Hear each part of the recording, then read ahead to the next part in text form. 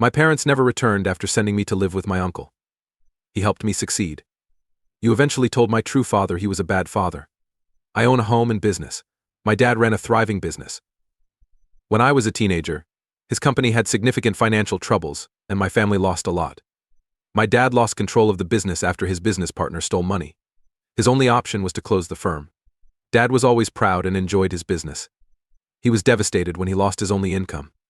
Our family always looked to him as a rock and valued his hard work, dedication, and politeness and kindness in all he did.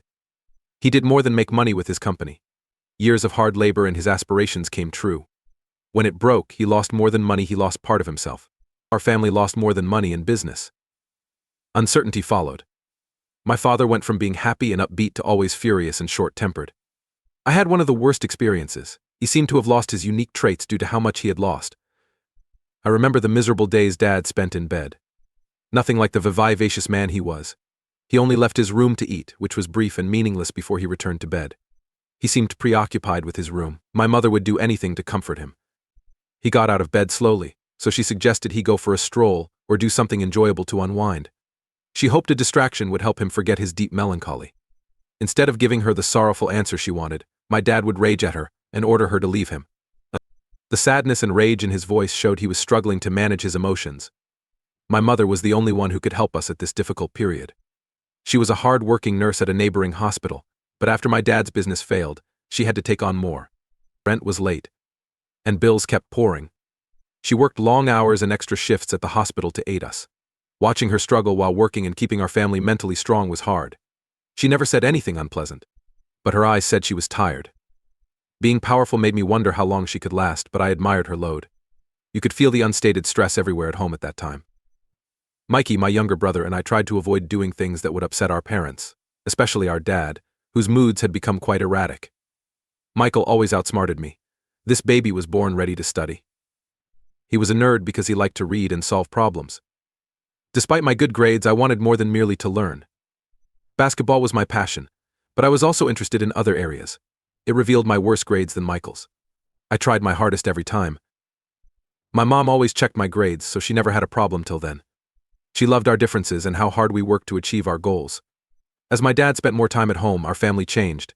He suddenly became interested in our grades and said, I clearly wasn't working as hard as Michael, revealing our dismal academic performance.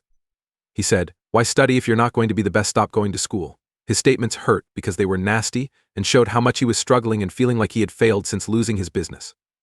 He seemed to be projecting his misery and inadequacy onto me.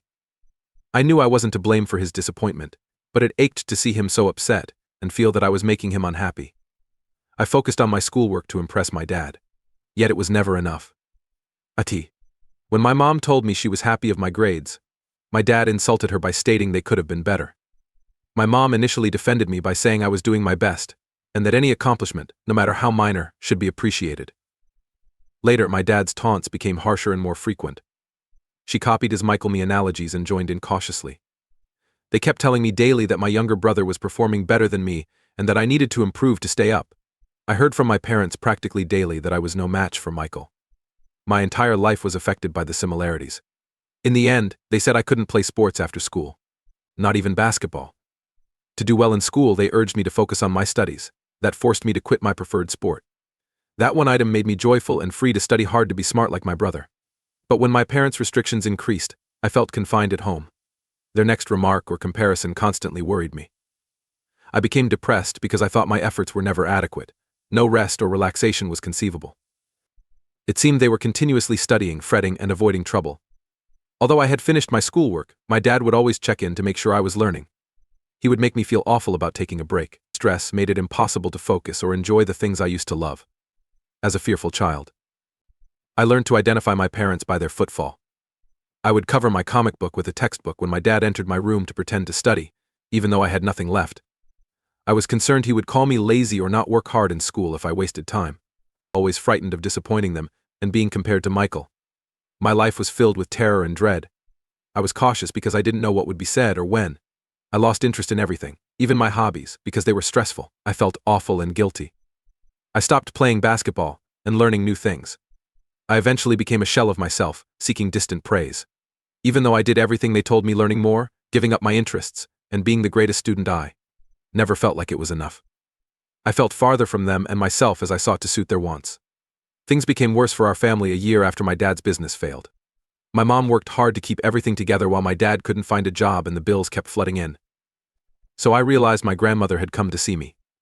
She probably recognized how different our lifestyles were immediately away. Used to live in style with all we needed and more. But now we seemed just surviving. My grandma probably had a serious conversation with my dad about our position, but I didn't know. She must have known it caused us all pain. My grandparents visited the day my parents talked to me. My mom, who worked incessantly, and my dad, who was still struggling with losing his business and self-worth, were discussed. Since they appeared serious, I felt something was awry, which made my stomach turn. They told me they made a tough decision after discussing it.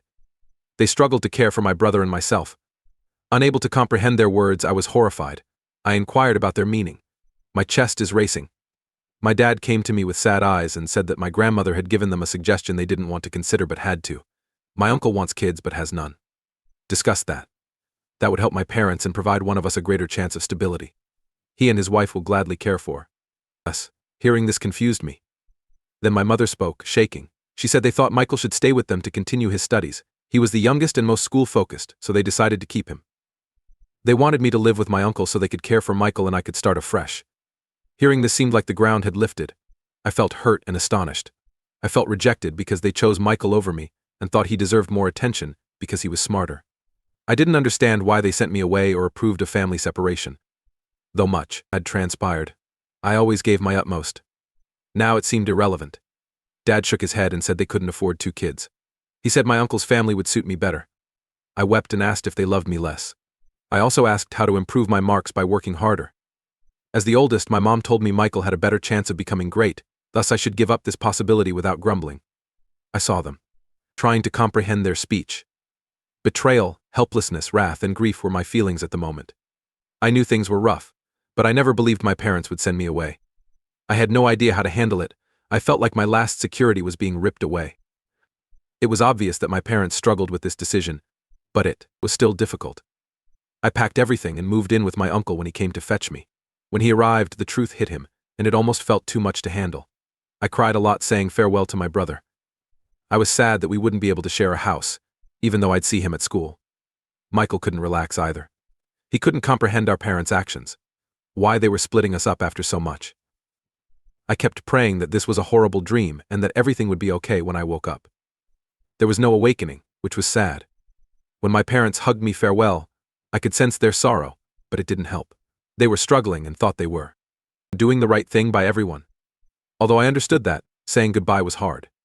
At my uncle's place, I felt like I knew it yet didn't. Over time, I spent a lot of time with my uncle and his wife, always kind and helpful. They made me feel comfortable. But this time was different. I was moving in, not just visiting. It made me question how long I would be here without my brother, parents, and old life. I felt welcomed by my uncle and wife. Kind and hard-working, they made the transfer go easily. My first few nights were the toughest. My strangeness and surroundings overwhelmed me as I lay in bed, staring at the ceiling. I missed my old room, my brother's activities next door, and the floorboard creaks I'd become used to. Despite everything, I missed my parents. Even though the grief was fresh, I missed my family. Every month I tried to adapt and make the most of everything. I felt welcomed by my uncle and his wife, who were friendly and helpful. It was hard at first. I missed my previous life and home. I finally understood why living with my uncle was fantastic. Unlike my dad, my uncle didn't get furious at me for small things. My stress level dropped since he was understanding and forgiving. My aunt constantly advised me to find a balance, even though she had me do my schoolwork every day. Before anything changed, she allowed me play basketball or hang out with friends after school. I loved doing what I liked without feeling pressured or bad. Also, my uncle and aunt encouraged me to try new things and join more school clubs. I was smart in school and intriguing and passionate outside of school. Their assistance was crucial. My grades gradually improved as I gained confidence and motivation. I stopped seeing school as a chore and appreciated it more. I was slowly regaining purpose and optimism, in contrast to my fear and concern previously. We saw my brother Michael every day at school and always spent time together. He informed me daily of our parents' health and home life. Sometimes I was jealous, especially when he mentioned their small adventures, but I felt more at home with my aunt and uncle. It felt right to live there, and their house became my home. I realize now that living with my uncle was one of the smartest decisions I made.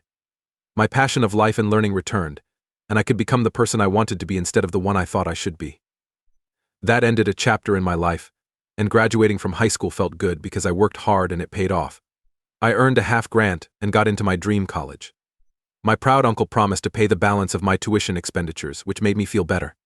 My aunt is always kind, and she prepared a party to celebrate my accomplishments. It was a cozy, private gathering with loved ones.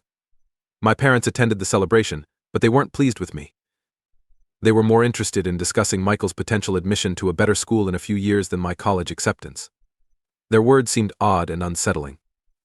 I was pleased of my work and wanted to make them proud today.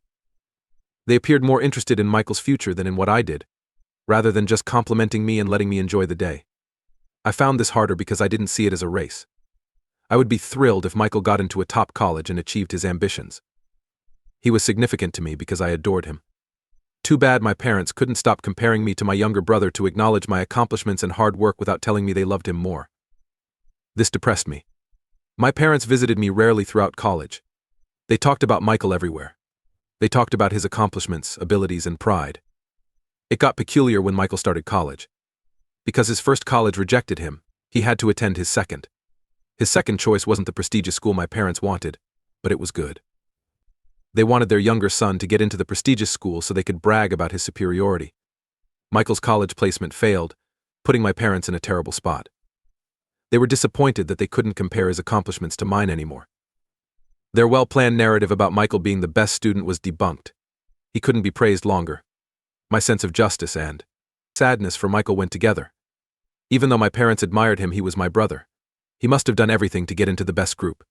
My parents and I lived in tension for years before splitting up. They and I stopped phoning each other. After college, I secured good jobs nationwide. Even though I was hesitant about accepting, my uncle and aunt persuaded me. Moving saved me money and helped me invest wisely, so I'm glad I took the risk. I was offered a top executive job at a huge corporation due to my experience. When I bought my first property 2 years ago, I fulfilled a dream, and the wage boost has supported a nice lifestyle. Despite not being married or having kids, I'll spend my money on myself. Still thinking about my uncle and aunt. I always send them birthday and Christmas gifts and stay in touch to thank them for everything. I've also helped my younger brother Michael. Michael gave me horrible news last year. He lost his tech career due to the economy and job shortages. He and a friend had been attempting to build a business since then, but it was failing. He was struggling and requested me to invest in his business. Despite knowing little about his business plan, I promptly invested. Supporting Michael was my main motivation. I wanted to help him recover because I understood how hard it was. I didn't care if the business flopped as long as I got my boys. I trusted my brother when no one else did. And he's grateful. Thankfully, his business is improving, though not yet. This year is my grandmother's 75th birthday, so there will be a great party. I eagerly anticipated it. After a long gap, I'm ready to chat. I eagerly flew down to celebrate with my family. I've changed. My changing voice, appearance, and manner reflect that I've worked hard to succeed and enjoy life. My parents were astonished by the changes because they hadn't seen me in 10 years and hadn't sought to contact me. My odd hug from my mom made me feel amazing. My dad, too, appeared more reserved. He casually inquired about my occupation. I saw horror in their eyes as I told him. I told my dad I bought a house for myself, shocking him. He chuckled and couldn't believe it, as if I couldn't achieve anything so big. I was furious, so I told him I would never pretend to own a house, and that not all long-term spouses are losers. My dad was surprised when you stated that. I said, it was really painful growing up when you didn't believe in me. Nothing I accomplished was good enough. I was regularly criticized and compared to Michael. I'm no longer a kid. I'm doing well. You don't appreciate my accomplishments despite my efforts. That reflects your worries, not mine.